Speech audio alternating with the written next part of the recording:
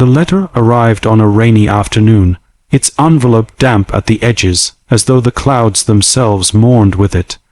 Daniel sat at the small wooden desk in his study, staring at the familiar handwriting. It had been almost 2 weeks since his best friend, Michael, had passed away after a sudden illness. Daniel had been struggling to make sense of it all, to reconcile with the silence left in the wake of a friendship that had carried him through every season of life. Michael had been more than a friend, he had been like a brother. They had served together in the military, celebrated victories, carried each other through heartbreaks, and promised never to leave one another alone in this unpredictable world. With trembling hands, Daniel tore the envelope open. Inside was a letter, sealed and signed in Michael's hand. The words inside pierced Daniel's heart. It wasn't just a goodbye, it was a request. One final wish from a man who had known him better than anyone else. Michael's words were clear. If you are reading this, it means I'm gone. There is something I need from you, something only you can do. I've carried a burden for years, and I can't leave without knowing it's been taken care of. There's a woman. Her name is Emily. She was someone I promised to protect, but fate kept me from keeping that promise. She is alone now, and I fear what will happen to her. Daniel, I need you to find her, marry her. Give her the life she deserves, even if she's a stranger to you. Please, my brother, honor me in this. Daniel froze. The words blurred as his eyes filled with tears. Marry. A stranger? How could Michael ask him for something so unthinkable? Marriage was sacred. It wasn't something he could do out of duty, not without love. Yet he knew Michael. He wouldn't ask this lightly. If Michael had written this, it meant Emily was someone who mattered deeply to him, someone he couldn't protect while alive. And now the responsibility rested on Daniel. For days Daniel wrestled with the request. He paced his apartment, reread the letter until the ink seemed burned into his mind, and even questioned if grief was making him hallucinate. But deep inside, he knew what he had to do. He had promised Michael long ago, during one of their late night talks in the barracks, that if either of them were ever gone, the other would take care of the people left behind. A promise was a promise, even if it came at the cost of his own comfort. He began searching for Emily. All he had was a name and a small clue Michael had left, a town on the outskirts of Denver. It took days of calls, emails, and following faint leads until finally, he found her. Emily was not what Daniel expected. She was quiet, guarded, and carried herself with an air of loneliness that cut through him. She was a schoolteacher, living in a modest house with worn furniture and walls decorated with bookshelves. She looked at Daniel with suspicion when he introduced himself, explaining that he had been Michael's closest friend. At the mention of Michael's name, her face softened, but her eyes filled with something unspoken, pain, perhaps, or regret. They sat together, talking about Michael, about the memories that tied them both to him. Daniel realized that Emily had been connected to Michael in ways he had never known. She had grown up in the same neighborhood as him, and though life had taken them apart, Michael had always stayed in touch, making sure she was safe from afar. She was the woman he had quietly carried in his heart, though life and circumstance had prevented anything more. Finally, Daniel unfolded the letter and placed it on the table between them.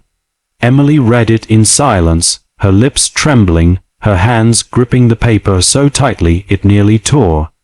Tears rolled down her cheeks as she whispered, "He wanted this, he wanted us." Daniel nodded, though his heart was heavy. "He did. He asked me to marry you, to honor him." The silence in that room was deafening. For Emily, it felt like betrayal and blessing woven together. She had cared for Michael, though not in a romantic way, but she had never expected such a request. For Daniel, it felt impossible, like stepping into a life he had no claim to. And yet, something deeper stirred between them, an understanding, a shared grief, and the invisible thread of Michael's last wish binding them. After weeks of reflection, conversations, and sleepless nights, Emily agreed. They both knew it was not a marriage born of passion, but of loyalty and duty. Their wedding was quiet, attended only by a handful of Michael's friends and Emily's colleagues. No grand celebration, no cheers, just two souls trying to honor a man they both loved in different ways. The first months of their marriage were hard. They were strangers sharing a home, bound not by choice but by promise. Daniel worked long hours, Emily buried herself in her teaching, and the silence between them grew heavier each day. There were moments of tension, arguments over little things, how the bills were paid, who did the chores, where they should live. Both felt the weight of Michael's presence in everything. They loved him, but now his memory stood between them like a wall. But life has a way of softening hearts in the quietest of ways. One evening, Daniel returned home late, exhausted from work. He found Emily asleep on the couch, her lesson plans scattered around her, a book resting on her chest. For the first time, he saw her not as a stranger or an obligation, but as a woman who had carried pain with quiet strength. He gently placed a blanket over her, and in that moment something shifted.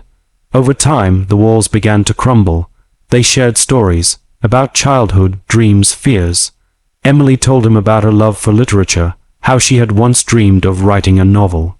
Daniel shared his struggles after leaving the military, the nightmares that haunted him. They laughed together, cried together, and slowly, what began as duty grew into friendship. One day, Emily said softly, "Michael thought you were the strongest man he knew. He told me once that if anything ever happened to him, you were the only person he trusted with my life." Those words broke Daniel. He realized that his friend had not only trusted him with a promise, but had seen in him the potential for something more, something healing. Seasons passed, and their bond deepened. What began as a marriage of obligation blossomed into something real, something neither of them had expected. Love crept in slowly, like dawn breaking through darkness. It wasn't the fiery passion of novels, but the steady warmth of companionship, trust, and shared healing. Years later, as Daniel and Emily sat on their porch watching the sunset, Emily whispered, "I think Michael knew. He knew this would happen, that we would find each other." Daniel squeezed her hand, tears in his eyes. "He gave us both a gift. In losing him, I found you." Their story became one of resilience, of how love can grow even in the most unlikely soil. They honored Michael not just through marriage, but through living fully, carrying his memory with gratitude rather than sorrow. It was shocking, yes, that a final wish could reshape two lives forever, but it was also beautiful. And for Daniel, it was proof that sometimes the hardest promises lead to the most unexpected blessings.